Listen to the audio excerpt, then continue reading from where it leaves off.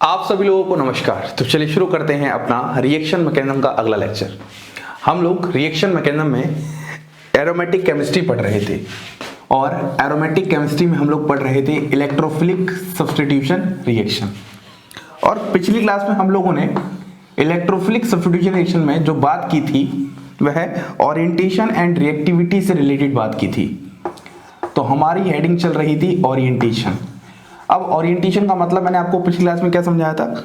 मैंने आपको समझाया था कि आखिरकार इलेक्ट्रोफाइल किस पोजीशन पर आकर अटैच्ड होगा यदि बेंजीन पर कोई ग्रुप जोड़ दिया जाए।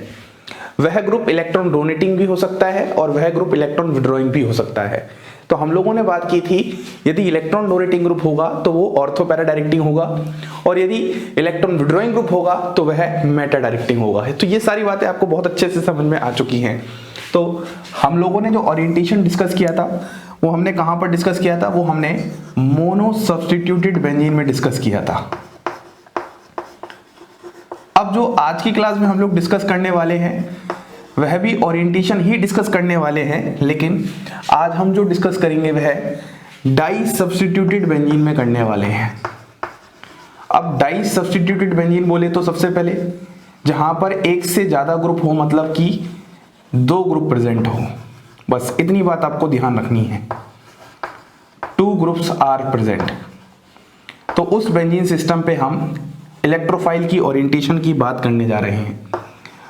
अब हमारे पास वह जो 2 ग्रुप हो सकते हैं वह 2 काम कर सकते हैं।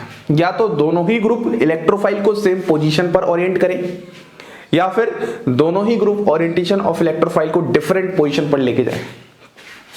तो हम यहां पर एक क्लासिफिकेशन छोटा सा कर सकते हैं अपने समझने के लिए। 2 groups are present, both group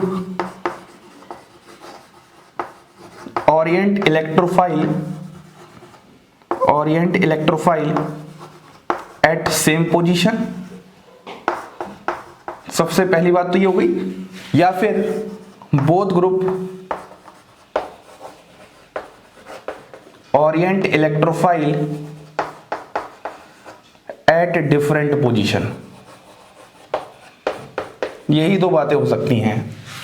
अब इन दोनों बातों में से जो मैं सबसे पहली बात पढ़ाऊंगा, जब दोनों ही ग्रुप्स क्या करें, इलेक्ट्रोफाइल को सेम पोजीशन पर ओरिएंट करें, तो उस केस में हमारे पास क्या क्या केसेस आने वाले हैं उसकी बात करते हैं। तो सबसे पहले हम डिस्कस करते हैं both groups orient electrophile at same position. तो इसमें हमारे पास 3 केसेस बनते हैं। जब हमारे पास एक से ज्यादा ग्रुप, 2 ग्रुप हों और वह सभी ग्रुप्स इलेक्ट्रोफाइल को सेम पोजीशन पर ओरिएंट करें, तो हमारे पास जो सबसे पहला केस बनता है, केस नंबर 1, मैं यहां पर लिख देता हूं,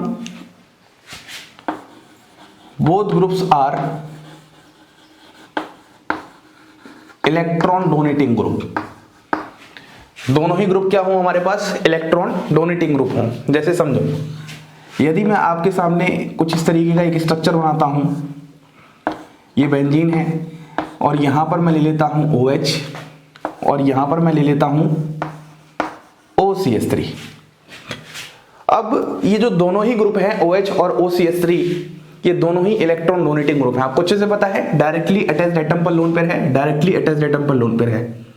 ठीक है। तो अगर मैं देखूंगा तो अगर ये दोनों इलेक्ट्रॉन डोनेटिंग ग्रुप हैं तो ये कहां पर करेंगे? डायरेक्ट ऑर्थो और पैरा। तो अगर मैं इसकी ऑर्थो पोजीशन देखूंगा तो ये है और इसकी ऑर्थो पोजीशन देखूंगा तो ये है, तो हम बोलेंगे ये वाला यहां पर ओरिएंट कर रहा है और ये वाला भी यहां पर ओरिएंट कर रहा है। एक तो पॉसिबिलिटी हमारे पास ये हो जाएगी।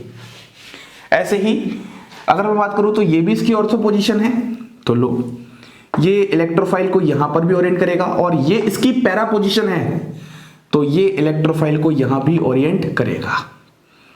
अब अगर यहां पर बात करते हैं तो ये इसकी ऑर्थो पोजीशन है और ये इसकी पैरा पोजीशन है, तो हम ये कह सकते हैं यहां पर भी इलेक्ट्रोफाइल का क्या होता है? ओरिएंट करता है, ओरिएंटेशन होता है। तो अगर आप ये तीनों पोजीशंस ध्यान से देखोगे तो तीनों ही पोजीशंस को दोनों ही ग्रुप क्या कर रहे हैं, सेम तरीके से ओरिएंट कर रहे हैं। मतलब दोनों ही ग्रुप चाहते हैं कि जो इलेक्ट्रोफाइल आए वो इन तीनों पोजीशंस पे ही आकर जुड़े। यहां पर कुछ ऐसा नहीं कि एक ग्रुप बोल रहा है कि यहां पर जुड़ेगा और एक ग्रुप बोल रहा है कि यहां जुड़ेगा, ऐसा कुछ नहीं, सब सेम पोजीशंस पे डायरेक्ट कर रहे हैं। सबसे पहला केस तो हमारे पास ये है। अब अगर मैं केस 2 डिस्कस करता हूं, केस 2, तो केस 2 में हमारे पास आ जाएगा both groups are electron withdrawing group. अगर दोनों ही ग्रुप हमारे पास क्या हो, इलेक्ट्रॉन विड्रॉइंग ग्रुप हो, तो इस वाले केस में क्या होगा, तो एग्जांपल यहां पे समझ लेते हैं। यहां पर हमारे पास CHO है और यहां पर हमारे पास NO2 है और ये दोनों ही ग्रुप कैसे हैं, इलेक्ट्रॉन विड्रॉइंग ग्रुप है। और हमें अच्छे से पता है जो इलेक्ट्रॉन विड्रॉइंग ग्रुप होते हैं वो मेटा डायरेक्टिव होते हैं। तो इस CHO ग्रुप की मेटा पोजीशन कौन सी है, ये वाली, एक तो ब्लॉक है, तो अगर ये मेटा पोजीशन है तो एक तो इलेक्ट्रोफाइल यहां पर ओरिएंट होगा। इसकी मेटा पोजीशन कौन सी है, तो आप बोलोगे सर ये वाली, तो इलेक्ट्रोफाइल यहां पर ओरिएंट होगा। मतलब इस बार ये दोनों ग्रुप भी इलेक्ट्रोफाइल को सेम पोजीशन पर ओरिएंट कर रहे हैं। अब अगर मैं केस 3 की बात करता हूं, केस 3 की बात करता हूं, तो केस 3 क्या होगा, if one group is electron donating group and other is electron withdrawing group. तो अब इस वाले केस में क्या होगा, जरा ध्यान से देखो। अगर इस वाले केस में आप देखोगे तो आपके पास एक तो यहां पर आपने OH लगा दिया, इलेक्ट्रॉन डोनेटिंग ग्रुप, और एक आपने यहां पर CHO लगा दिया, इलेक्ट्रॉन विड्रॉइंग ग्रुप। तो जब आप इलेक्ट्रॉन डोनेटिंग ग्रुप की नजरों से देखोगे तो आप बोलोगे इसकी ऑर्थो पोजीशन, क्योंकि पैरा तो ब्लॉक है, तो आप बोलोगे यहां पर हो सकता है। और अगर इसकी नजर से देखोगे तो इसकी मेटा, तो यही इसकी मेटा पोजीशन भी है, तो हम बोलेंगे ये भी इसको क्या कर रहा है, सपोर्ट कर रहा है, या बोले तो ओरिएंट सेम पोजीशन पर कर रहा है। तो केस 3 में भी दोनों ग्रुप्स एक साथ इलेक्ट्रोफाइल को सेम पोजीशन पर क्या कर रहे हैं, ओरिएंट कर रहे हैं। तो मतलब हमारे पास ये सारे केसेस की बात हो रही है जब दोनों ही ग्रुप क्या करें, इलेक्ट्रोफाइल को सेम पोजीशन पर ओरिएंट करें। और जब भी ऐसा होता है कि जहां पर इलेक्ट्रोफाइल ओरिएंट होता है दोनों ही ग्रुप की वजह से सेम पोजीशन पर, तो उसी इफेक्ट को बोलते हैं रीइंफोर्समेंट इफेक्ट। मतलब मैं ये बात बता रहा हूं, both group orient electrophile at same position, तो इसी को हम लोग नाम दे देते हैं रीइंफोर्समेंट, EN लगा दो, इन्फोर्समेंट इफेक्ट। और इलेक्ट्रोफाइल वहां पर बहुत ही आसानी से आके जुड़ जाता है। लेकिन अगर मैं इसी के साथ आपसे बात करता हूं इस वाले केस की, तो इस वाले केस में यह जो पोजीशन है, यह पोजीशन कैसी है, स्टेरिकली हिंडर्ड है। तो स्टेरिकली हिंडर्ड होने की वजह से यहां पर जो इसके कोरस्पॉन्डिंग प्रोडक्ट है, यहां पर जो इसके कोरस्पॉन्डिंग प्रोडक्ट है वह कैसा हो जाएगा, माइनर हो जाएगा। बस इस बात को आपको बहुत अच्छे से ध्यान रखना है। क्लियर है इतना? इसके कोरस्पॉन्डिंग प्रोडक्ट क्या हो जाएगा, माइनर हो जाएगा। तो ये हमारा सबसे पहला बात हो चुका है। अब क्या होगा जब हमारे पास दोनों जो ग्रुप हैं वो इलेक्ट्रोफाइल को डिफरेंट पोजीशन पर ओरिएंट करें, तो अब वो वाले केसेस भी हम अब यहां पर डिस्कस करते हैं। तो अब हम बात करते हैं, यदि हमारे पास जो दो ग्रुप्स प्रेजेंट हैं, वो जो दोनों ही ग्रुप्स हैं वह क्या कर रहे हैं, ओरिएंट कर रहे हैं इलेक्ट्रोफाइल को डिफरेंट पोजीशंस पर। अभी हमने देखा कि जो दोनों ही ग्रुप होते थे वो क्या करते थे, इलेक्ट्रोफाइल को सेम पोजीशन पर ओरिएंट करते थे, लेकिन इस बार इलेक्ट्रोफाइल को डिफरेंट पोजीशन पर ओरिएंट कर रहे हैं। तो जब भी आपके पास ऐसा केस होता है तो इस केस को समझने के लिए हम लोग यहां पर कंसीडर करते हैं स्टेबिलिटी ऑफ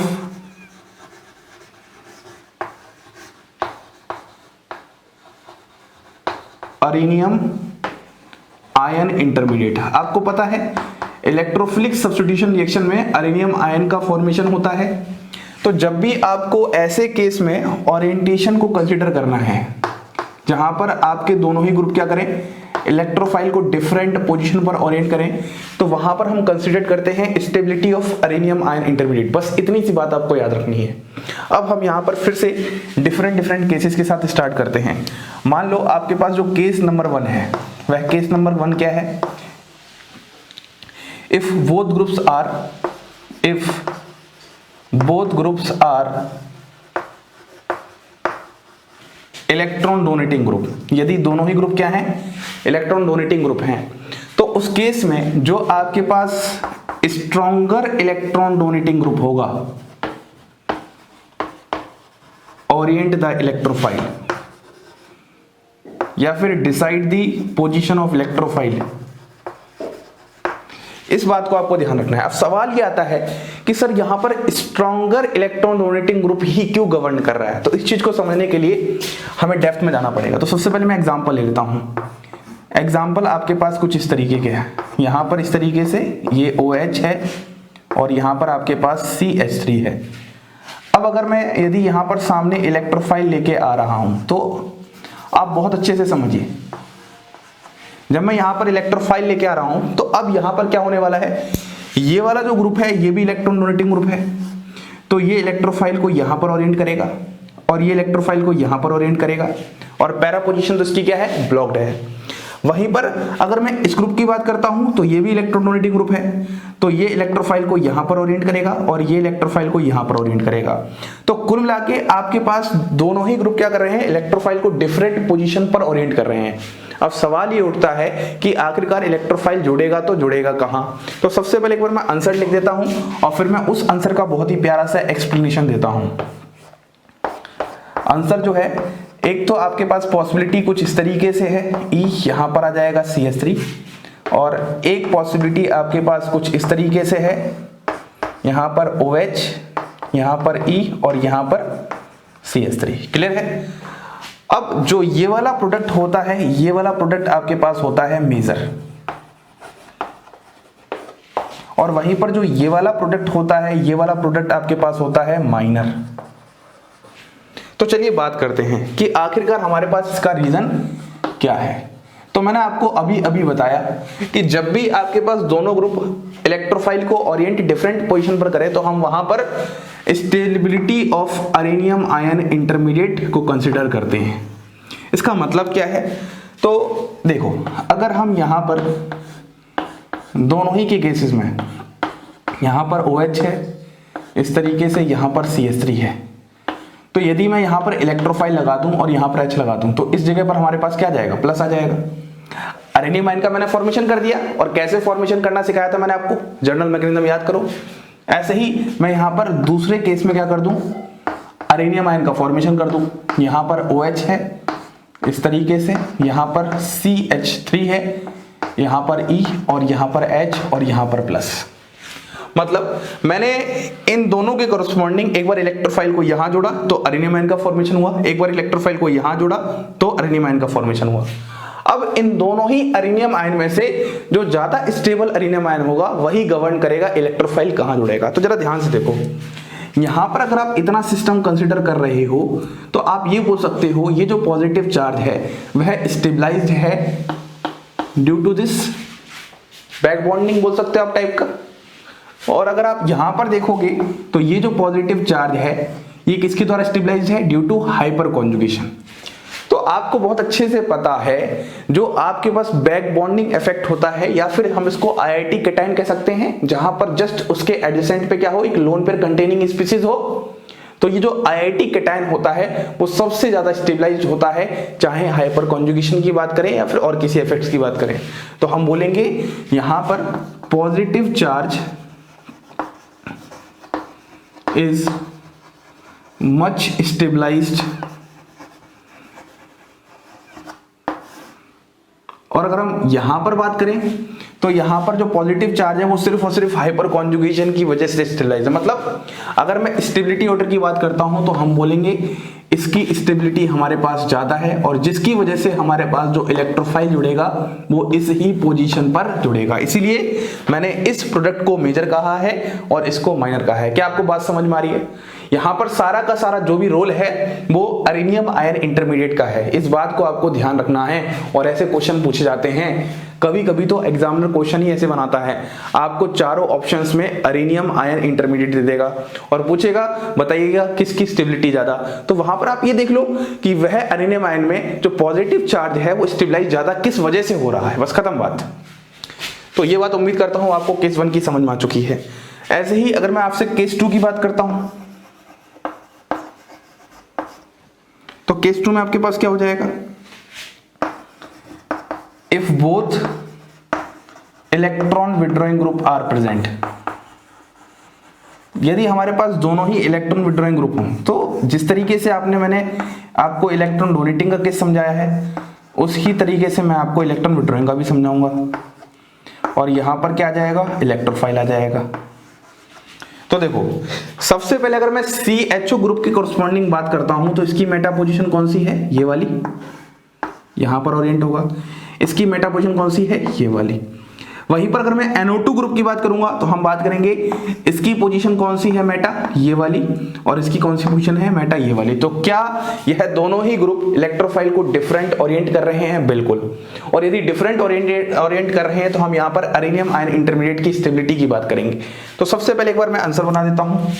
आंसर आपके पास कुछ ऐसा हो जाएगा, यहां पर आपके पास क्या है, CHO, यहां पर आपके पास क्या है, NO2 प्लस यहां पर एक बार E आ जाएगा और एक बार हो जाएगा CHO NO2 और यहां पर E आ जाएगा। तो हमने प्रोडक्ट बना दिए हैं। अब हम बात करते हैं कौन सा मेजर है और कौन सा माइनर है।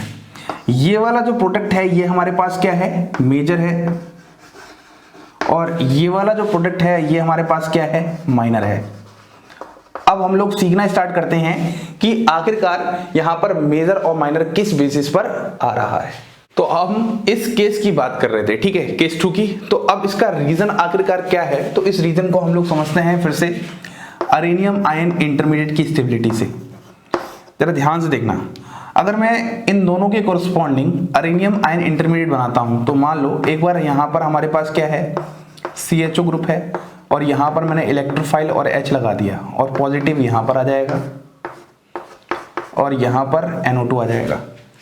ऐसे ही अगर मैं एक और अरेनियम आयन इंटरमीडिएट बनाता हूं तो यहां पर CHO आ जाएगा, यहां पर NO2 है, यहां E और यहां H और यहां पॉजिटिव। अब आप जरा ध्यान से देखो तो दोनों ही अरेनियम आयन इंटरमीडिएट में पॉजिटिव चार्ज ज्यादा स्टेबल कहां है। अगर आप देखोगे तो यहां पर जो पॉजिटिव चार्ज है वो किसके एडजेसेंट में है, NO2 के एडजेसेंट में है, और यहां पर जो पॉजिटिव चार्ज है वो किसके एडजेसेंट में है, CHO के एडजेसेंट में है। तो हम यहां पर लिखते हैं positive charge is adjacent to NO2 group which is strong electron withdrawing group. आपको पता है जो NO2 ग्रुप होता है वो कैसा होता है, एक स्ट्रॉन्ग इलेक्ट्रॉन विड्रॉइंग ग्रुप होता है। तो ये पॉजिटिव चार्ज को क्या कर देगा, highly destabilise. That's why highly destabilised. तो हम यह कह सकते हैं कि जो ये वाला केस है, इस वाले केस में आपका पॉजिटिव चार्ज ज्यादा स्टेबल नहीं है, जिसकी वजह से जो स्टेबिलिटी है वो इस वाले अरेनियम आयन इंटरमीडिएट की ज्यादा है, और इसी के कोरस्पॉन्डिंग आपका जो प्रोडक्ट आएगा वो क्या आएगा, मेजर। इसलिए ये रीजन होता है। तो कुल मिला के बात मैं अंत में यही समझाना चाहता हूं कि जब भी आपके पास डिफरेंट ग्रुप्स हों और दोनों ही ग्रुप इलेक्ट्रोफाइल को डिफरेंट पोजीशन पर ओरिएंट करें तो हमेशा अरेनियम आयन इंटरमीडिएट की स्टेबिलिटी कंसीडर करो। If one group is electron donating group and other is electron withdrawing group. एक ये वाला केस ले लेते हैं हम लोग, जहां पर एक ग्रुप इलेक्ट्रॉन डोनेटिंग है और एक इलेक्ट्रॉन विड्रॉइंग है। देखना किस तरीके से होगा। यहां पर आपके पास क्या है, OH है, यहां पर क्या है आपके पास NO2 मान लो, और प्लस यहां पर है इलेक्ट्रोफाइल। तो यहाँ पर क्या क्या डिफरेंट केसेस हो सकते हैं। देखो, जब अगर OH की नज़रों से हम सोचेंगे तो OH की नज़रों से सोचकर आएगा, एक तो इसकी ऑर्थो पे अटैक करेगा, इस ऑर्थो पे करेगा और इस पैरा पे करेगा। लेकिन अगर हम मेटा की नज़रों से सोचेंगे तो मेटा की वजह से इस NO2 की, अगर हम NO2 की वजह से सोचेंगे तो इस मेटा पर अटैक करेगा। तो यहाँ पर ये दोनों ही ग्रुप क्या कर रहे हैं, इलेक्ट्रोफाइल को डिफरेंटली ओरिएंट कर रहे हैं। तो अगर ये डिफरेंटली ओरिएंट कर रहे हैं तो इस वाले केस में आंसर क्या क्या आ सकता है, आंसर आ सकता है एक तो कुछ इस तरीके, सबसे पहला यहाँ पर OH है, यहाँ पर E और यहाँ पर NO2 प्लस OH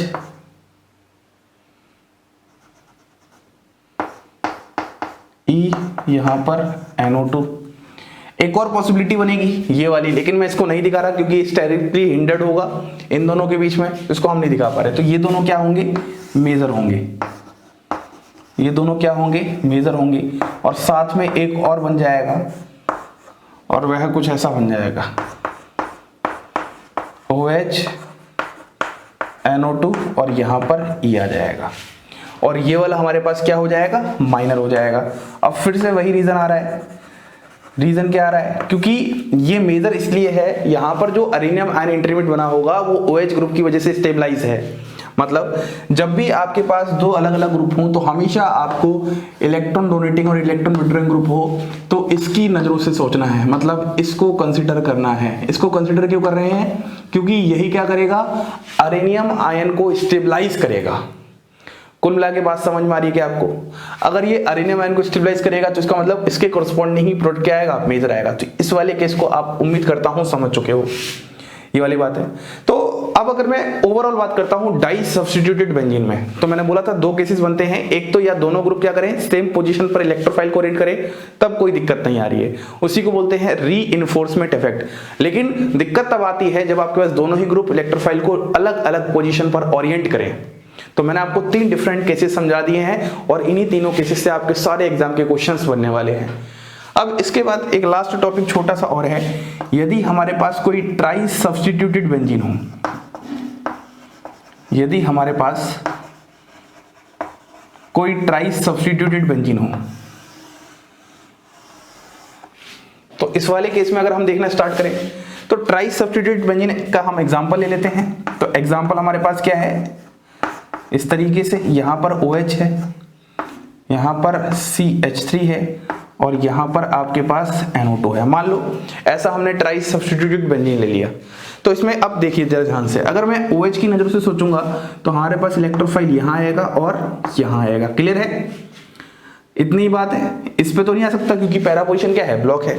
अगर मैं CH3 की नजरों से सोचूंगा तो CH3 की वजह से कहां आएगा, एक तो इस ऑर्थो पे आ सकता है, एक इसके पैरा पे आ सकता है। और अगर मैं NO2 की नजरों से सोचूंगा तो NO2 की नजरों से कहां पर आ सकता है, यहां पर आ सकता है। तो सबसे ज्यादा पॉसिबिलिटी हमारे पास कहां पर बन रही है, यहां पर बन रही है, बात खत्म। अगर यहां पर बन रही है तो इसी को हम कंसीडर कर लेंगे ट्राई सब्स्टिट्यूटेड बेंजीन में। लेकिन मोस्टली जो केसेस होते हैं वो मोनो सब्स्टिट्यूटेड और डाई सब्स्टिट्यूटेड बेंजीन के ज्यादा होते हैं। ट्राई सब्स्टिट्यूट के होंगे तो आपको ओवरऑल वहां पर उनका इफेक्ट देखना पड़ेगा, जो डोमिनेट कर जाएगा उसको आप वहां पर कंसीडर कर लेंगे। तो ये बातें थी जो हमें करनी थी। अब हम कुछ और मिसलेनियस कंपाउंड्स ले लेते हैं, थोड़े से एरोमेटिक से ही रिलेटेड, जहां पर मैं आपको ओरिएंटेशन को समझाता हूं। तो अब हम बात कर लेते हैं कुछ और सिस्टम्स जहां पर हम ओरिएंटेशन टर्म को और अच्छे से समझ सकते हैं।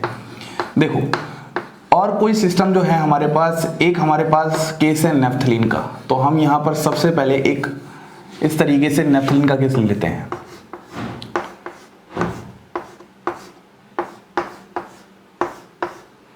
और यहां पर हम क्या कर रहे हैं, इलेक्ट्रोफिलिक अटैक करवा रहे हैं। तो फिर से वही सवाल है कि यहां पर जो इलेक्ट्रोफाइल है वह किस पोजीशन पर जाके अटैक करेगा। तो यहां पर जो पोजीशंस की हम बात करते हैं तो यहां पर जो हमारे पास प्रोडक्ट हैं वो 2 प्रोडक्ट आते हैं। एक तो प्रोडक्ट हमारे पास यहां पर ये आता है,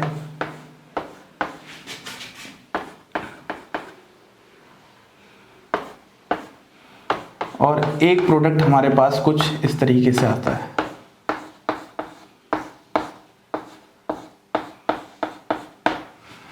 ठीक है, तो देखो सबसे पहली बात ये है जो आपको ध्यान रखनी है कि यहां पर जो आपके पास नेफ्थलीन का केस है उसमें इस रिंग के साथ कोई भी हम लोगों ने छेड़छाड़ी नहीं की। जो ये वाली रिंग है इसके साथ हमने इलेक्ट्रोफाइल का अटैक करवाया है। अब ये सब बातें हम जब फ्यूचर में पॉली न्यूक्लियर हाइड्रोकार्बन्स पढ़ेंगे तो वहां पर मैं आपको डिटेल में बताने वाला हूं। अभी बस आपको ये सोचना है कि ये जो इलेक्ट्रोफाइल यहां पर और यहां पर आया है, तो इन दोनों में से कौन सा मेजर है और कौन सा माइनर है। अब अगर हम मेजर और माइनर का रीजन ढूंढते हैं तो मेजर और माइनर का रीजन कुछ इस तरीके से मिलेगा। तो सबसे पहले आप क्या करो, अरेनियम आयन इंटरमीडिएट बना लो। जब आप अरेनियम आयन इंटरमीडिएट बनाओगे तो एक बार तो जब इलेक्ट्रोफाइल यहां आएगा इस तरीके से, तो यहां पर क्या जाएगा, पॉजिटिव, यही तो कुछ केस बनेगा। और ऐसे ही एक बार आपके पास अगर इलेक्ट्रोफाइल आप यहां लेके आओगे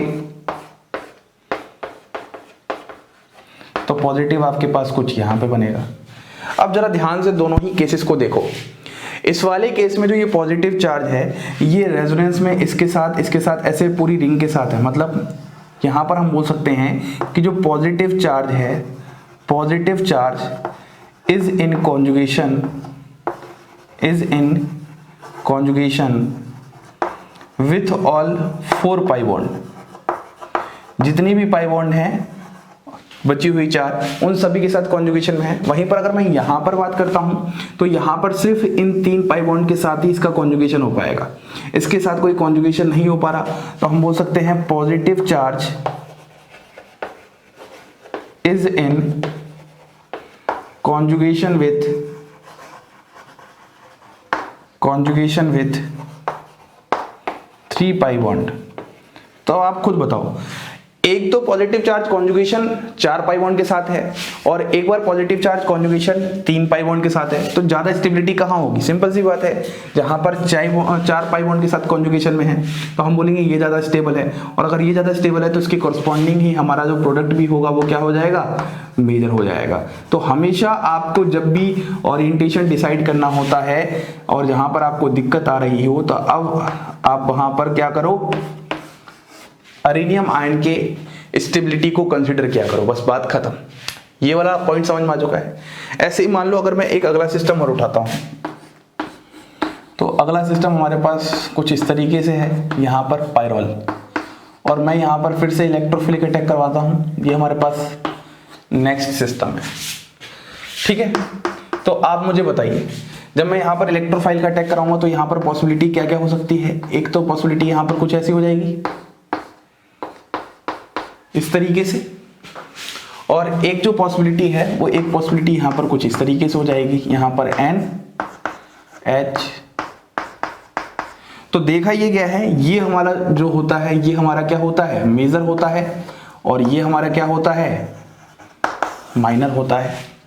अब आखिरकार ये मेजर माइनर किस बेसिस पर आए हैं, तो फिर से अगर दिक्कत आ रही है तो अब आप यहां पर क्या कर लो, वही रीजन है, आप यहां पर क्या करो, कैनोनिकल स्ट्रक्चर ड्रॉ करो, मतलब resonating structure of pyrrole draw करो। और ये मैंने आपको बहुत अच्छे से सिखाया भी था कि आखिरकार पायरोल का रेजोनेटिंग स्ट्रक्चर कैसे ड्रॉ करते हैं। जरा ध्यान से देखो, आपके पास यहां पर नाइट्रोजन पर क्या है, लोन पेयर है।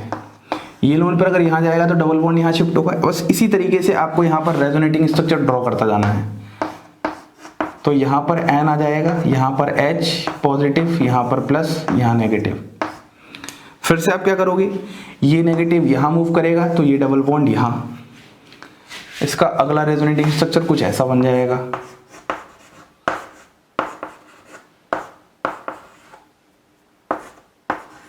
फिर से नेगेटिव चार्ज क्या होगा, यहां पर मूव करेगा, जैसे ही नेगेटिव चार्ज यहां मूव करेगा ये वाला यहां मूव कर जाएगा डबल बॉन्ड, तो आपके पास अगला रेजोनेटिंग स्ट्रक्चर ये आ जाएगा।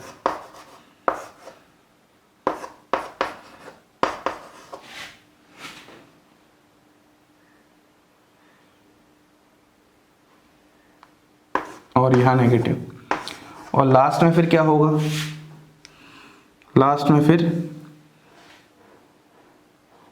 ये वाला नेगेटिव यहां जाएगा और ये यहां जाएगा। तो आप फाइनली कुछ ऐसा बना दोगे।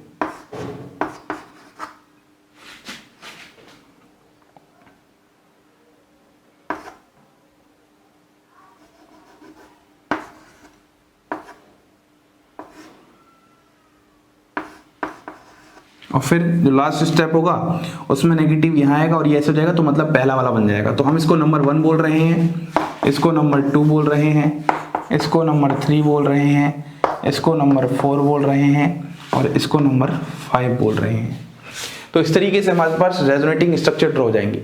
अगर हम स्टेबिलिटी ऑर्डर की बात करेंगे तो यहाँ पर फर्स्ट वाला सबसे ज़्यादा स्टेबल होगा, उसके बाद थर्ड और फोर्थ ज़्यादा स्टेबल होंगे और फिर लास्ट में सेकंड और फिफ्थ वाला पार्ट ये ज़्यादा स्टेबल हो जाएगा। इक्विवेलेंट बन जा रहे हैं ये वाले, ठीक है। तो अब यहाँ पर जो हमें सोचना है वो क्या सोचना है कि सर आखिरकार ये इलेक्ट्रोफाइल यहाँ क्यों आया मेजर में और यहाँ ये माइनर में क्यों आया। तो अगर आप जरा ध्यान से देखोगे थर्ड रेजोनेटिंग स्ट्रक्चर, तो थर्ड पर इस वाली पोजीशन पर नेगेटिव आ रहा है और नेगेटिव इस वाली पोजीशन पर भी आ रहा है। तो मतलब जब आप दोनों नेगेटिव को कंपैरिजन करोगे तो यहाँ पर जब नेगेटिव आएगा तो इस नाइट्रोजन के इलेक्ट्रोनेगेटिविटी की वजह से ज्यादा स्टेबलाइज होगा और अगर ज्यादा स्टेबलाइज होगा तो वहां पर इलेक्ट्रोफाइल आसानी से अटैक भी कर पाएगा। तो कहीं ना कहीं ये सारी बातें हम कहां पर करने वाले हैं, हेटेरोसाइक्लिक केमिस्ट्री में करने वाले हैं। ये जो दो डिफरेंट सिस्टम आपको समझाए हैं वो आप लोग सिर्फ याद रखो कि जब भी आपको क्या करना हो, ओरिएंटेशन को डिसाइड करना हो इलेक्ट्रोफाइल की, तो हमेशा वहां पर अरेनियम आयन के इंटरमीडिएट की स्टेबिलिटी चेक किया करो। बस सिंपल सी बात है। यहाँ पर तो मैं कैनोनिकल स्ट्रक्चर बना के ही दिखा रहा हूँ। तो कैनोनिकल स्ट्रक्चर में अगर थर्ड स्ट्रक्चर देखोगे तो यहाँ पर नेगेटिव चार्ज जब आ रहा है तो वह नाइट्रोजन से क्या है, स्टेबलाइज है। खत्म सी बात, ठीक है। अब हम एक लास्ट पूरा का पूरा फाइनल कंक्लूजन लिखते हैं कि आपने अभी तक क्या सीखा। तो आइए लास्ट में बात कर लेते हैं पूरा का पूरा समरी। अभी तक हम लोगों ने पिछले लेक्चर में और इस लेक्चर में जो भी पढ़ा है वो रिएक्टिविटी और ओरिएंटेशन से सारी रिलेटेड बातें यहाँ पर मैंने लिख दी हैं। सबसे पहली बात अपने दिमाग में ये चीज फिट करनी है, रिएक्टिविटी एक अलग कॉन्सेप्ट है और ओरिएंटेशन एक अलग कॉन्सेप्ट है। तो सबसे पहले बात करते हैं रिएक्टिविटी की। देखो, अगर आप इलेक्ट्रॉन डोनेटिंग ग्रुप की बात कर रहे हो तो वहां पर इलेक्ट्रॉन डेंसिटी बेंजीन रिंग पर इंक्रीज होगी, जिसकी वजह से वहां पर जो आपकी रिएक्टिविटी ऑफ फिनाइल रिंग है टुवर्ड्स ESR वो भी इंक्रीज करेगी। फिर दूसरा पॉइंट है जो इलेक्ट्रॉन विड्रॉइंग ग्रुप है, तो वहां पे उसकी वजह से जो इलेक्ट्रॉन डेंसिटी होती है बेंजीन रिंग पर वो डिक्रीज होती है, तो वहीं पर फिनाइल रिंग की जो रिएक्टिविटी होती है टुवर्ड्स ESR वो भी डिक्रीज होती है। क्लियर है इतना पॉइंट। और लास्ट पॉइंट इसी को हमने फाइनली बोला electron donating group activating group, इसी रीजन से क्योंकि रिएक्टिविटी इंक्रीज कर रहे हैं, और electron withdrawing group deactivating group इसी रीजन से क्योंकि इलेक्ट्रॉन डेंसिटी की वजह से रिएक्टिविटी डिक्रीज हो रही है। और लास्ट में हैलोजेंस, इसको तो आपको याद ही रखना है, डीएक्टिवेटिंग ग्रुप होते हैं क्योंकि जब भी रिएक्टिविटी की बात की जाती है तो हैलोजेंस के केस में माइनस आई इफेक्ट कंसीडर किया जाता है। क्लियर है। अब अगर हम ओरिएंटेशन की बात करते हैं तो ओरिएंटेशन में हमें दो केसेस पढ़ने हैं, एक मोनो सब्स्टिट्यूटेड बेंजीन और एक डाई सब्स्टिट्यूटेड बेंजीन। ठीक है, तो मोनो सब्स्टिट्यूटेड बेंजीन में electron donating group ortho para directing होते हैं, electron withdrawing group Meta directing होते हैं, और जो हैलोजन होते हैं वो ऑर्थो पैरा डायरेक्टिंग होते हैं। मतलब डीएक्टिवेटिंग होने के बावजूद ये ऑर्थो पैरा डायरेक्टिंग इसलिए है क्योंकि हैलोजन के ओरिएंटेशन के केस में हम लोग +m इफेक्ट कंसीडर करते हैं, तो हैलोजन केस बहुत इंपॉर्टेंट बन जाता है। डाई सब्स्टिट्यूटेड बेंजीन के केस में हम लोगों ने दो अलग अलग केसेस पढ़े, जब दोनों ही ग्रुप क्या करें, ओरिएंटेशन ऑफ इलेक्ट्रोफाइल को सेम पोजीशन पर लेके जाएं तब कोई दिक्कत नहीं है, लेकिन जब दोनों ही ग्रुप इलेक्ट्रोफाइल को अलग अलग जगह ओरिएंट करने की कोशिश करें तो उस दौरान जो डिफरेंट केसेस बन रहे हैं उन्हीं को बहुत अच्छे से आपको करना है और वहीं से क्वेश्चंस आते हैं। तो ये सारी बातें हमारी हो चुकी हैं। अब हम लोग क्या करेंगे, जो भी अभी तक हमने सीखा है उससे रिलेटेड क्वेश्चंस करने वाले हैं, रिएक्टिविटी और ओरिएंटेशन से रिलेटेड। तो नेक्स्ट लेक्चर जो अपना होगा वो सिर्फ इसी पर होगा। एक बार आप इसका स्क्रीनशॉट ले लो ताकि बढ़िया से आपको ये नोट्स बन जाएं। ठीक है, ये सारी चीजें एकदम क्लियर है हमारी। अब हम लोग नेक्स्ट लेक्चर में क्वेश्चंस करने के बाद अपने मेन टॉपिक पे आ जाएंगे, इलेक्ट्रोफिलिक सब्स्टिट्यूशन रिएक्शन के एग्जांपल्स। इसी के साथ आप सभी लोगों को धन्यवाद।